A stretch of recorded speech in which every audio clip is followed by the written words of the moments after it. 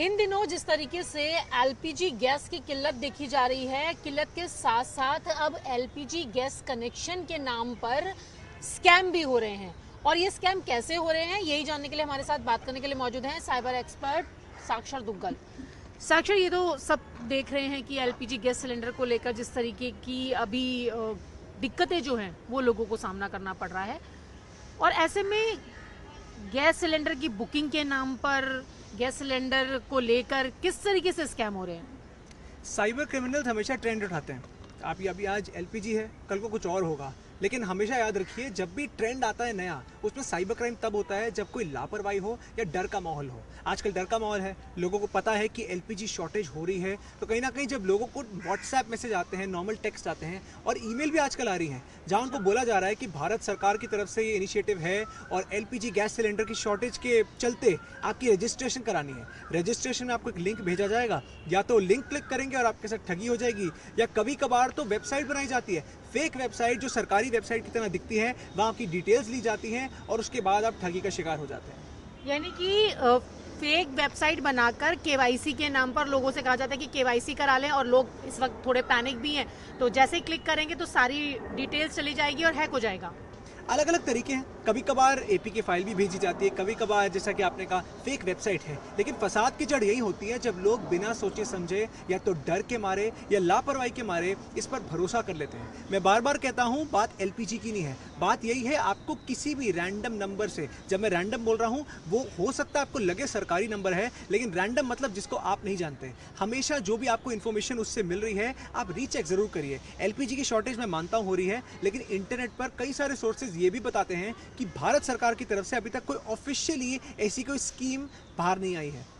तो आप कह रहे हो कि कोई एपीके फाइल है या कोई एसएमएस आया है और नॉर्मली गैस बुक हो गई है या आपको केवाईसी करनी, इस तरीके के अगर मैसेज आ रहे हैं, तो ये कैसे पता चलेगा कि ये फेक है और इस पर क्लिक नहीं करना है? बड़ा सिंपल सा मेथड है। आपको हो सकता है व्हाट्सएप पर मैसेज आए, डीपी लगाने का मतलब ये नहीं है कि वो व्हाट्सएप मैसेज या जो नंबर है वो सच है। आपको रीचेक करने के लिए बड़े सिंपल दो चीज़ें करनी है। पहली बात, उस मैसेज में जो भी कंपनी बात कर रही है उस कंपनी को डायरेक्ट कॉल करिए, उनका ऑफिशियल नंबर आपको इंटरनेट से मिल जाएगा, और पता करिए कि आपको जो मैसेज आया है ये सच है झूठ है। और दूसरा सबसे महत्वपूर्ण, देखिए एआई के उस जमाने में आप जी रहे हैं जहाँ कुछ भी कॉपी हो सकता है। कई सारे मामले ऐसे सामने आए हैं जहाँ पर जो हमारे नेता हैं उनका वॉइस नोट उठा के वॉइस क्लोनिंग के माध्यम से वो भी भेजा गया है कि आप इसमें रजिस्टर करिए, भारत सरकार की तरफ से नया इनिशिएटिव है। तो भरोसा मत करिए, इंटरनेट आपके साथ है, आपके पास सोर्सेज अवेलेबल हैं। 2 मिनट भी अगर आप रीचेक कर लेंगे या कॉल कर लेंगे तो आप एक बहुत बड़ी ठगी का शिकार होने से बच सकते हैं। लेकिन साक्षर, यहाँ पर सवाल ये भी है कि कई बार होता है कि हमने किसी कंपनी में जानने के लिए कॉल किया, तो कई बार तो वो नंबर्स भी जो हैं वो फेक निकल जाते हैं। इसमें एक छोटा सा कैच है, मैं आपको एक छोटा एग्जांपल देता हूँ इसका।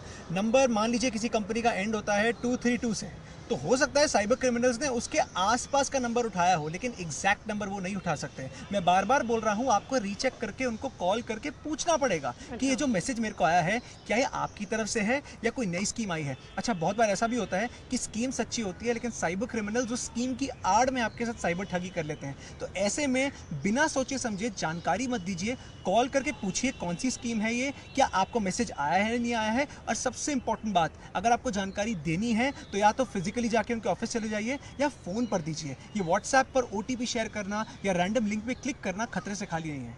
अच्छा, तो एक चीज़ ये बताइए कि इस तरीके के कितने केसेस जो हैं वो अभी बढ़ रहे होंगे, क्योंकि आपने बात की कि ट्रेंड के हिसाब से ही स्कैम होते हैं।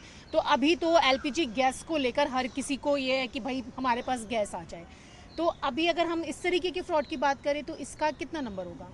नंबर देखिए अभी कोई रिसर्च सामने नहीं आई है, बट इतना ज़रूर है, लास्ट 2 दिन से जब से हमारे प्रधानमंत्री ने पार्लियामेंट में भी बोला है कि आने वाले समय में हम एक एनर्जी लॉकडाउन की तरफ बढ़ रहे हैं, जैसे ये बात सामने आई कहीं ना कहीं और ये केसेस बढ़ गए, क्योंकि देखिए एक डर का माहौल पैदा हो गया, लोगों को लगा अच्छा अब लॉकडाउन लगने वाला है। उसी केस में लोगों ने, जो साइबर क्रिमिनल्स हैं, इन्होंने मैसेज भेजे, लोग इसका शिकार हुए हैं। मुझे 2 दिन में करीब 15 से 20 कॉल या केसेस ऐसे सामने आ चुके हैं जहाँ पर ये चीज़ें हो रही हैं। लेकिन ये सिर्फ मेरे को आए हैं, ऐसे कई सारे केसेस पूरे भारतवर्ष में आजकल हो रहे हैं, क्योंकि एक अनाउंसमेंट आई, पैनिक क्रिएट हो गया, डर का माहौल हुआ, लोगों ने बिना सोचे समझे इन लिंक्स पे क्लिक करना शुरू कर दिया। अच्छा, अभी तो कोई ऐसी बात भी नहीं हुई है, लेकिन सिर्फ चर्चाओं पर ही लोग ऐसे डर जाते हैं और इस तरीके की चीज़ हो जाती है उनके साथ में। ये बताइए कि आप फास्टैग बता रहे थे कि फास्टैग से भी फ्रॉड होता है, वो कैसे करते हैं फास्टैग वाला जो फ्रॉड हो रहा है? देखिए फास्टैग फ्रॉड थोड़ा हटके है, ये अभी ट्रेंड में नहीं है, बहुत टाइम से चल रहा है। लेकिन इसमें होता क्या है, अब आप कोई भी टोल से गुजरते हैं, एक फास्टैग होता है जहाँ से आपके पैसे कटते हैं टोल के। बहुत बार ये साइबर ठग आपको इसी में शिकार बना देते हैं। क्यों? क्योंकि सबको पता है आपके पास, आप जल्दबाजी में होते हैं, आप टोल पे रुक के चेक तो करते नहीं हैं। कितनी बार फेक बूथ बनाए जाते हैं, वो कहते हैं कि हम इस फलान ढमकान बैंक से बोल रहे हैं, जबकि वो साइबर ठग होते हैं। दूसरा कहीं ना कहीं ऐसा भी होता है कि आपको एक केवाईसी के नाम पे या फास्टैग के नाम पर एक मैसेज आ जाएगा कि जी आपके इतने पैसे कटे हैं, या आप इस टोल से गुजरे थे। मान लीजिए, आपको उदाहरण देता हूँ, आप दिल्ली से आगरा गए हैं, वहाँ पे बीच में टोल था, अब टोल हो गया, अगले दिन आपको मैसेज आएगा कि जी आपका ये फास्टैग का लिंक है, इतना आपका कट जाएगा, प्लीज़ पेमेंट कर दीजिए या पेमेंट अप्रूव कर दीजिए। आपने जैसे ही लिंक क्लिक किया, अगेन ठगी हो जाती है। और जैसा कि हमने इस केस में भी बताया है, वेबसाइट्स, फेक वेबसाइट तो आजकल चुटकियों का गेम है। एआई के माध्यम से कोई भी बंदा जिसको टेक्नोलॉजी का टी भी नहीं पता, वो भी फेक वेबसाइट्स बनाकर सरकारी उसको दिखाकर लोगों के साथ ठगी कर सकता है। तो यहाँ पर हमने देखा कि साक्षर जो कि साइबर एक्सपर्ट हैं वो बता रहे हैं कि ट्रेंड के हिसाब से स्कैम बढ़ते हैं, और जिस तरीके से इन दिनों एलपीजी गैस सिलेंडर की बुकिंग के नाम पर, केवाईसी के नाम पर तमाम ऐसे केस आ रहे हैं जिनके साथ इस तरीके के फ्रॉड हो रहे हैं। तो इन फ्रॉड से बचने के लिए सबसे पहले आप एक जेन्युइन नंबर को देखें, और साथ ही साथ ओटीपी किसी तरीके की किसी के साथ शेयर ना करें, किसी अननोन लिंक पर क्लिक ना करें, एपीके फाइल को ना खोलें। और आपको अगर किसी कंपनी के बारे में जानकारी लेनी है तो आप उस कंपनी के ऑथेंटिक नंबर पर कॉल करें या फिर वहां जाकर जानकारी लें। अननोन नंबर पर किसी भी तरीके से क्लिक ना करें, तभी आप इस तरीके के स्कैम से बच सकते हैं।